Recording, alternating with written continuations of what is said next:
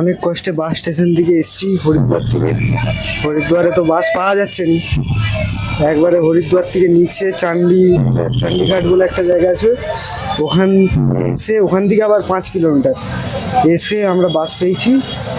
বাস সেই পাশে যেতে দেয়নি, 10 কিলোমিটার হাঁটতে হয়েছে আমার দিকে। আর বাস এখন পুরো ফাঁকা।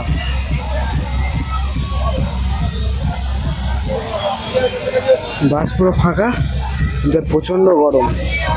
মানে খাবার যাত্রায় অন্যরা জল ঢালতে আছে আর আমরা স্নান করতে আছি। এইরকম সময় তো কবে স্নান করতে আসলে তবুও অনেক ঘুরতে হবে। আচ্ছা, নয় তো এই প্রচণ্ড ভেজাল, আর প্রত্যেকটা জিনিসের রেট বেশি।